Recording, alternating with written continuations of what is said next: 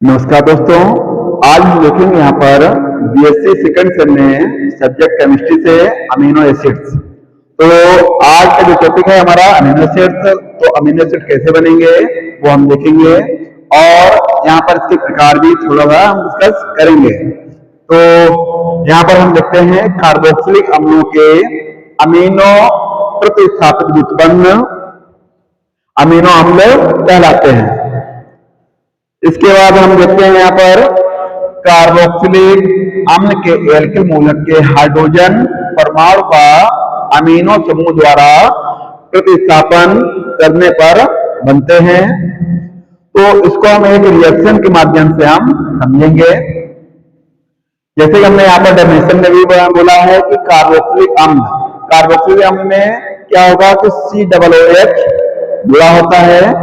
तो यहाँ पर ये कार्बोक्सिलिक अम्ल लिया हमने RCH2COOH, ये कार्बोक्सिलिक एसिड है जहां पर R क्या है, एल्किल ग्रुप है और एल्किल ग्रुप का मतलब है CH3, C2H5, C3H7 एक्सेट्रा।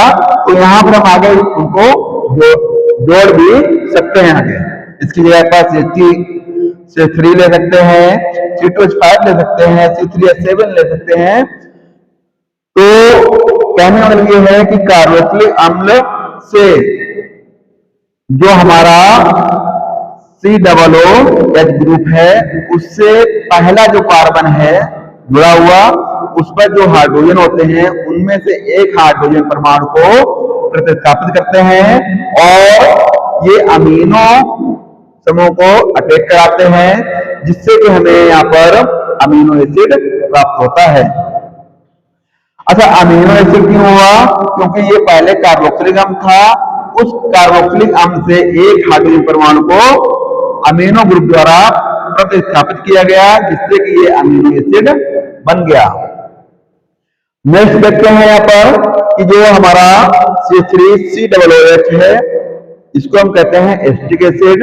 और एस्टिक एसिड के में जो कार्बोक्सिलिक ग्रुप है, कार्बोक्सिलिक ग्रुप से जुड़ा हुआ जो फर्स्ट कार्बन है उस पर जो हाइड्रोजन है, तो एक हाइड्रोजन परमाणु को हम क्या करते हैं, अमीनो ग्रुप द्वारा प्रतिस्थापित करते हैं, जिससे कि हमें ये अमीनो एस्टिक एसिड प्राप्त होता है।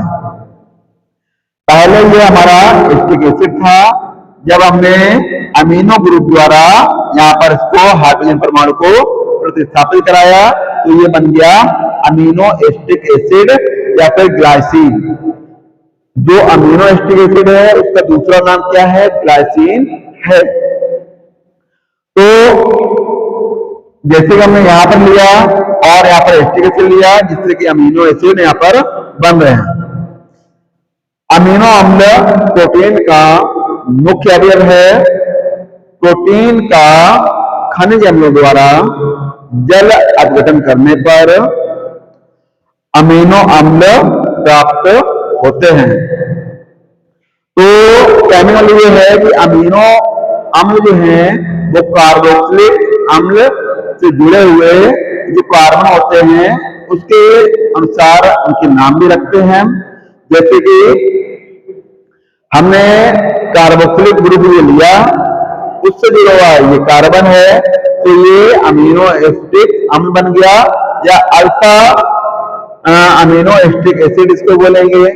दूसरा ये हो गया कि हमारा COO ये कार्बोक्सिलिक ग्रुप है और इससे जुड़ा हुआ फर्स्ट कार्बन, जो फर्स्ट कार्बन है उसको बोलते हैं अल्फा। उससे एक और कार्बन जुड़ा हो तो उसको बोलते हैं बीटा। इससे एक और कार्बन जुड़ा हो तो उसको बोलते हैं गामा, और एक और कार्बन जुड़ा हो तो इसको बोलते हैं डेल्टा। तो कार्बोक्सिलिक अम्ल से जो फर्स्ट कार्बन जुड़ा होता है उसको हम अल्फा कार्बन बोलते हैं। उसके पास जो दूसरा कार्बन होता है उसको बीटा कार्बन बोलते हैं, और उसके बाद में जो तीसरा कार्बन होता है उसको गामा कहते हैं। इसके बाद फिर डेल्टा। तो इसी की बेस पर हम इसके अमीनो एसिड के नाम हम लिखते हैं। तो ये जो है कार्बोक्सिलिक अम्ल, और कार्बोक्सिलिक अम्ल से जो कार्बन जुड़े होते हैं, पहला कार्बन है तो अल्फा, और उससे जुड़े हुए जो हाइड्रोजन होते हैं वो अल्फा हाइड्रोजन कहलाते हैं। तो आज ये हमने यहाँ पर देखा कि जो हमारा अमीनो अम्ल है वो सभी कार्बोक्सिलिक अम्ल के अमीनो व्युत्पन्न या अमीनो प्रतिस्थापित उत्पन्न होते हैं, जिसे हम कहते हैं अमीनो एसिड। तो अमीनो एसिड कैसे बने वो हमने आज देखा, और इसके जो प्रकार हैं, नाम इसे किस तरह रखेंगे वो हम इसके नेक्स्ट वीडियो में देखेंगे। तो आज के लिए इतना ही। Thank you.